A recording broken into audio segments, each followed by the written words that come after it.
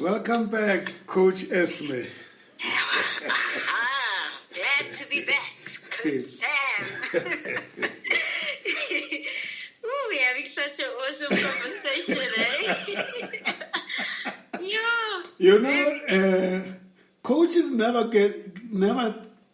tend to tell their story, and I think that's why, because we are the two coaches now, and I'm forcing you to tell your story, and you are enjoying it.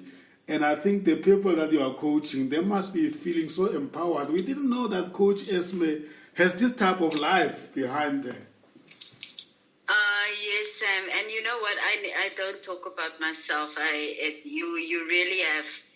You're doing an amazing thing by getting coaches and the platform that you have made. I am so grateful.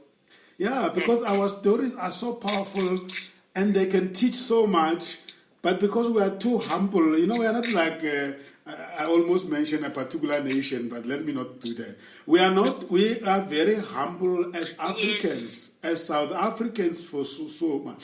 We are very humble, accommodating, and we don't want to blow our own horns. But sometimes by not doing that, we make it as if we are not happening. I mean, I probably will battle to find somebody in any country that has the type of journey you have. Maybe I will, but I'm saying there will be very few that can have a journey that you have. And it's very important for our people to know that among ourselves, we have greatness.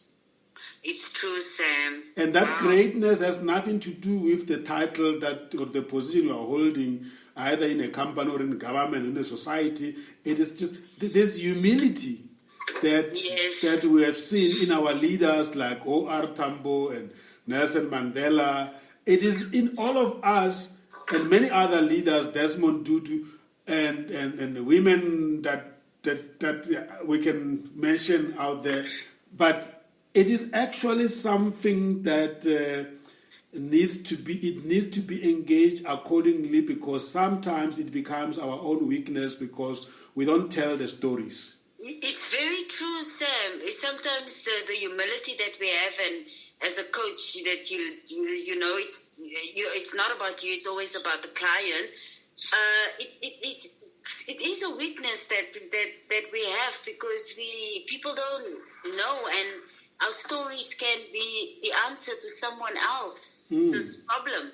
Just think of any leader right now and tell me if you can't find that humility. It doesn't matter who he is. As long as he is South African, whether the record of that leader is good or not, or bad or good, you will find humility. I mean, you can take our current leader right now, President Cyril Ramaphosa. He's got a humility of note. You can take even the former president, Jacob Zuma, has got that humility. Everybody is in us. I'm trying not to say that, how do I put it? Let's go even to ordinary leaders we can think of. Yes. Among ourselves. It doesn't matter which political party they are coming from as South Africans, or which business they are representing. Let's talk about business people. Got great people like Raymond Ackerman, the great leaders. You look at it, the business people that I can mention, I'm black and white and you name it. But I'm saying from a coaching point of view, sometimes that humility is overemphasized, and then it denies our young people to see greatness compared to the rest of the world. Because we're not blowing our own horn. Therefore, this platform is created for that. Yes, well done, Sam. Thank you for it. And I'm glad that I could bring the dynamites out of you today. The dynamite. You certainly did.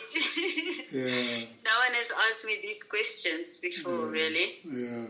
Now, great stuff. So now you come back. You're back in the industry, but now you are HR manager with which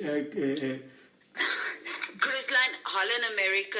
Oh yes, you did mention that Holland, America, again, is also based in the US. No, they're based in the Netherlands. I see. Yeah, they were based in the Netherlands, yes. I was HR coordinator with Carnival only for one contract. And then I had a desire because I saw problems that I could not solve unless I'm HR manager. So I aspire for that. Yes. Then I came back. I did advanced HR with UCT, and then I went as an HR manager.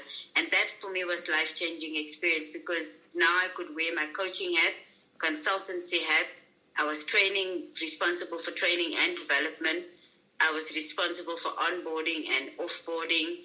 I had a whole lot of different hats, and I had 65 different nationalities I was managing. Sure. And I'm the only one go-to person on the entire ship for each and every employee has access to me for whatever problem. Sam, that was like the biggest life-changing experience because you are the only HR manager. These people live and work on board the ship. So their work problems is your issues to deal with, their performances work, and their living conditions is also your issue that you have to help with. Yeah, it's quite a lot. Wow. And this is really the pinnacle of your career in the cruise line. Yes, that was really for me the highlight. And how long was that? That was for 3.5 years. And by the way, people need to understand that you don't have an office on a piece of land somewhere. Your office is the cruise line. Yeah, yes, the office is there. You would just walk a few doors and then you're in your own office. And you also have your own room in the cruise line. Yes, and then you walk up, yes, and that was very nice because I had guest privileges, had my own nice luxurious room, my own office, and I eat in the guest areas in those finest restaurants. So it was nice. But a lot of hard work. You know, Sam, cruise ship, as much as I speak, it's great. But one thing that it has taught me is discipline. You work 7 days a week on that ship. 7 days a week? Yes, there's no day off. And your maximum hours is 10 hours a day. And then there are, if you get sick, there are clinics and the doctors in the ship. No, you have medical aid with your cruising. There's doctors' infirmary on the ship, yes. Sure. It's a very complex business, eh? Yes, complex. And as an HR manager, you have to manage all of this. So when you dock in a new country, I need to know the laws of that country and inform the crew accordingly on how we need to get on and off the ship. Is this the time when you then go to China as well? No. China comes after this. Goodness, sure. This is incredible. I mean, this acceleration is unbelievable. So I'm unstoppable, Sam. I've got an ebook on my website called Unstoppable Confidence. I like people to read it. I must have that book. It's called Unstoppable Confidence. Written by you. Yes, a little ebook. Yeah, you must let me have the link. Yes, definitely it's on my website. It's a free download. Oh, okay. When you subscribe. Oh, okay. Yeah, give me your website while we're at this point again. www.esmelifecoaching.com. Esme Life Coaching. I think it's going to be visited by a lot of people after hearing this story. Beautiful. And then after 3.5 years with the Holland American cruise liner, you go there, then you go where? Now I'm coming back to South Africa. That's where, that was a great contract because you were 4 months on the ship and 2 months off. Yes. So then I came back to South Africa and I wanted now, I was like, oh, please, it's now been years. Can people now know about coaching?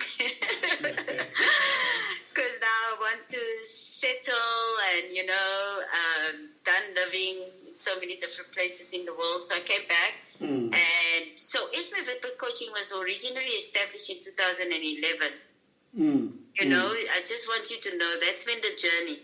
But because the journey has been so tough, I had to go on cruise ships and do coaching there. And, because it was challenging. So I came now back and I invested my energy back again. Entrepreneurship is not an easy journey. Sam, I know. You need to know why you do what you do. The why is very important. And so I then came back, and then it was again a challenging, bumpy experience for me with establishing my coaching. I was in Cape Town. I think I was probably in the wrong city. And it's just been challenging. And then I got a opportunity for a new school that opened in China that they needed, and they hired all new teachers from university. And they needed coaching and established the school. And I took that project on. I never dreamt of China. And this was when now? In which year? 20? This is 2017. Oh, just around the corner. Yes, it was 2017. And how long was that contract? 1 year. Wow. And how did they find you? China was the real culture shock. I asked to live in a traditional Chinese village. This is a village, one of the 4th richest villages in China. Completely Chinese traditional, out of the main city of Shanghai or Beijing. And, Sam, it was the biggest. Do you know what? Common sense does not exist in my vocabulary after China for 1 year. There is common sense does not exist. That is where it got deleted from my vocabulary, because that is when the culture shock and the transformation really happened. Yeah, I'm living in a culture that is completely opposite to the whole world. There's nothing of my previous tools that I could use. Like, not much of my previous experiences that I could use to make it work. I had to just transform my thinking and my limitations to a culture that is so different, that made me question a few things about myself and what I was brought up to believe, because they were so different. Completely different to the rest of the world. But it was an exciting, amazing experience. Traditionally Chinese. It was great to have that experience. The only thing I knew about China, I thought, was karate on TV. It's nothing like that. Yeah. So the way of doing business, and China for me was amazing. The discipline in that country, the family values, the kanai, the continuous developing. I learned so much from China, and so much of the systems and models and way of thinking that one can adopt that to really work. China was really amazing experience. And this school was an English medium school? It was a private school of the very rich kids, students. They pay a fortune to have the kids there, and it was a newly built school. It looked like the White House. Yes, so it was new opening on everything. So yeah, I got involved in helping them constructing and managing teachers and be a support and mentor in that particular. Also taught 1 or 2, 3 classes. Sam, that was a different 1 or 2, 3 classes. And guess what? It was a grade 1 and a grade 4 class. Oh my word, that was a shift from HR manager. Sitting with grade 1s in a class, 30 of them. Whoa! Did God not teach me patience? Whoa! It was amazing. What was the name of the school? It's called the Beijing International School. It was in Beijing province. Spell it. Beijing. Yeah. I have to really get the correct Beijing International School. Let me get it. Yes, it's a primary school, middle school, high school, and the college is attached to them. I must find the. So it's very much international in its orientation. International, yeah. It's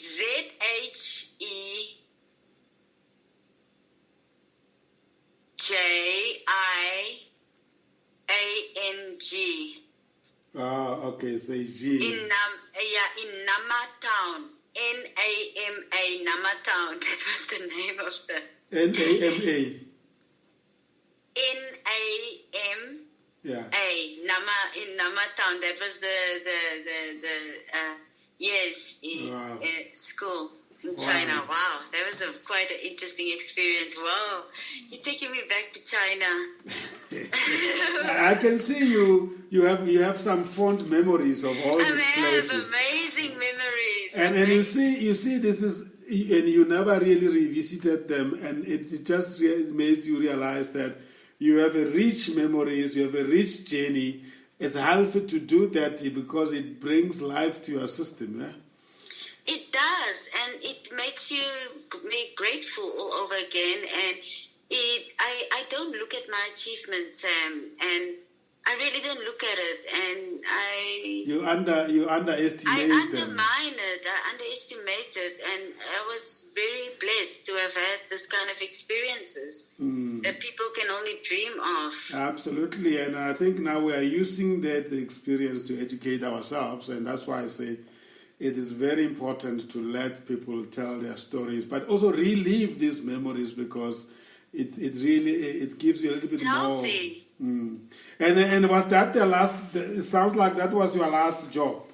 That was the last international stop. And you came back to South Africa in from China. In 2018. Yeah, 18, yes. And then you and we met in 2019. Yes. Wow. Just when you got back. Yes, I just been back for about months, 9, 8, 11 months. I think you're going to have to make your mom listen to this broadcast. You know because, wow, Sam. Because I don't think she knows you the way I know you now in terms of the professional journey based on this talk. No, you are right. She doesn't. Definitely not. I'm sure she's going to cry. She would. Wow, Sam. She actually would. Yes, Sam, you need to send it to me. Yeah, now you're going to get it. And of course, sure, she needs to get a link and at her own time and to listen to it. Yeah, wow. Many people don't know me on this level. I don't talk about myself, Sam. I don't. Wow. I understand that. Many of us, we don't. So, and others, and you and I, we have just discovered that is a weakness. We don't encourage people to be boastful. We don't encourage people to be show-off because this humility comes out of understanding that we come from a very difficult past and just because you got the opportunity doesn't mean that you are the best. But I think we need to start to learn to affirm ourselves and also then to inspire other people using our stories. And a platform like this enables it makes it easy for you. Rather than you standing and saying, hear me, I'm Esme, I've done 1, 2, 3. No, that's not how it should. It won't sit well with people. But when we facilitate it this way, it makes it easy for you to really tell the story to benefit everybody else. True. Wow. Esme, it has been a very long talk. I think I tick so many boxes within the commercial philosophy of the mind, the journey, the destiny. Indeed, you had a plugged mind and a very active mind. And you are a sharing mind, and it comes clear because the passion you display in sharing what is in your mind. And very futuristic mind as well. I mean, you wouldn't achieve what you have achieved if you are not forward-looking. Very inquiring mind. You wouldn't find out about all these cruises if you were not looking for information. So that I tick the box in terms of the mind. And then it's the journey, enthusiastic and promoting your ideas, definitely. Giving as you learn. I mean, we are all drinking from your well of knowledge and experience, exposure. Retaining and investing your learning and earnings. I hope you've done the ebook already. I hope you're going to write a lot about this journey. This conversation must inspire you to write about it. Yeah. Oh wow, Sam. Thank you for that. Wow. Yeah, and in terms of you are continuously searching for opportunities. I don't think it has stopped. I don't think it's going to stop. the journey, part of the journey in the mind, the journey, the destiny philosophy is that we, as we are on the journey, we must constantly be alerted to the opportunities that the journey exposes us to. Yes. And ultimately, when you achieve your state destiny, the following will be in place. You are productive and profitable in what you do. You are socially responsible and caring. Growth and sustainability guaranteed. And you continuously renew yourself so that you can survive. Absolutely. How is that? I tick all the boxes. Wow, thank you, Sam. This is beautiful. Let's check out. What will you want to check out with? Check out, Sam. You already check out. What do you think this conversation confirmed for you? I think from this conversation, it all boils down to why I do what I do now in terms of coaching.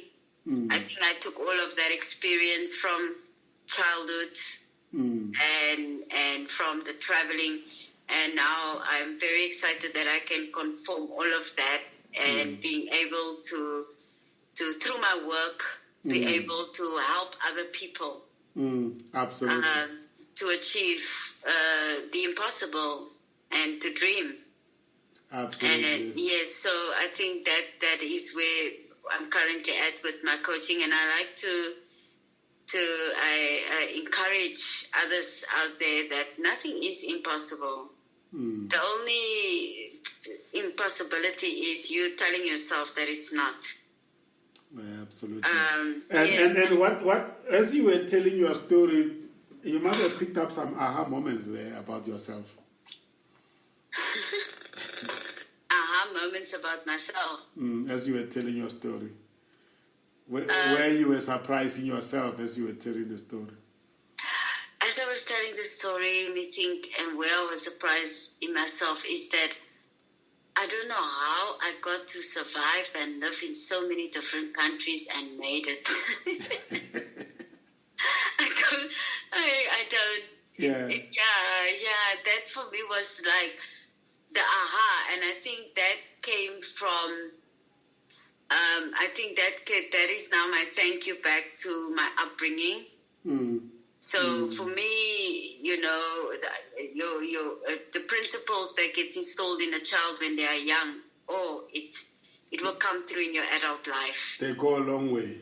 It goes a long way because that has made me survive in so many different working environments and cultures and countries, and I successfully survived it and achieved what I wanted to achieve there.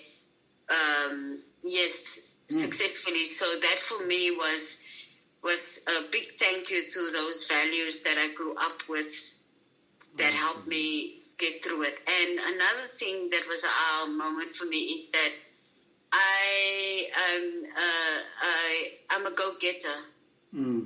Absolutely. And if I want something, and it's clear in my mind of why I need it and it's important, then I'm going to go for it. Whether you tell me there's no money or whether you tell me there's no rain for it, I'm still going to go for it and be persistent to achieve it. So I was quite aha by the persistence. By the persistence to do it. Because even though I tell you it was great, the achievement, it was quite a fight. And, to be HR manager on that ship. They recruit from the whole world. Why would they choose this little South African Esme girl? Exactly. And there's the company only has 3 ships and they recruit worldwide, but they chose Esme. So, and I wanted, all of it didn't come easy. It came with a fight. So I also need to stress that out. Even though we went through this amazing journey, it sounds so great, love, it came with challenges. But you have a way of overcoming those challenges because when you have a vision, it's easier for you to overcome your challenges because you have a picture in front of you that drives you. And you know why. You know why you need to do what you do. Your why needs to be big. Your why needs to be strong. So when the challenges come, Your whys is going to pick you up. Your whys is going to make you get through it. Your whys is going to make you find new solutions, new answers to it. So for me, checking out, wrapping up to people is be clear on your vision. Many people don't know what they want, Sam. And therefore, that lack of clarity of their life make them not go for anything or stop them or not knowing left from right. But I believe, when you need to know you have a vision of yourself, you must be able to answer the question, who am I, why am I here, and what's my purpose? Once you can find that answer, what's my purpose, you'll grab a vision. Once you have that vision, you know why you do, then nothing can stop you. Beautiful. Well said. Thank you so much. Sam, it was a great conversation. You took me down memory lane. I've never spoke about my story in such detail or in such light and in such honesty. And it feels weird for me to actually have done it. But wow, thank you for the opportunity. Lovely. And thank you very much for your generosity as well. And you have already given your website, esmelifecoaching.com. How else can people get a hold of you? Yeah, so on my website, www.esmelifecoaching.com, I have a blog on there. There's an ebook there, Unstoppable Confidence. I've written there about how to overcome negative thoughts, how to overcome negative comments from others. There is about lovely resources that people can go to, and it's all on the website under blog. People can get hold of me via my website, really. My phone number is on there. As well, and I'm doing a lot of online work in terms of online coaching now, and training and consultancy, and in the field of motivational speaking. So in speaking events, when people have events, especially I like to go and encourage and give away some tips and strategies and tools that can work and can help them. So, my website has all the resources. And the ebook, I would advise people, Unstoppable Confidence. I'm going to be the first one to download that ebook now that I've heard this story. Ooh, wow, Sam, it was an exciting conversation. And let me also acknowledge you as a member of Commerce Friends and Supporters Club, NPO. So we are glad that you are on board as well with us. Yes, absolutely. It's been great being part of the Lokotla even group. Yes. It's nice you're not alone. You're in a community of people who's along with the same journey and purpose. And then, of course, the fact that we are associates of each other in the coaching business. So that I'm sure people could pick it up that these are the two coaches talking to each other. The two coaches talking to each other, definitely. That came through so nicely. These are two coaches. Yeah, but very disciplined not to be on each other's way because of the Lokotla methodology, because that's one of the principles. You need to... Yes.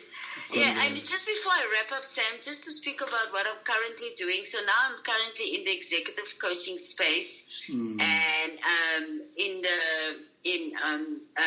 also in the training and development space, and specifically training on people management, workplace management, especially diversity management. That's one of my core, because that's one of the major things South Africa is struggling with, and that's one of the major contributions I have from working in those diverse institutions and countries. I plow back a lot of stuff, strategic ways that can work for us in utilizing diversity as an asset. Absolutely. So I'm in that space. I'm also in the keynote transformational speaking. I call it transformational speaking because as I go through that speaking, I use a lot of neuro-linguistic techniques to help people just to have that journey of memory lane, what you took me on today. And then I'm also in mediation, commercial mediation, disputes that people don't want to go to court and pay all that money and let it go on for years. I mediate disputes and get settlement agreement within a day, resolving that issue.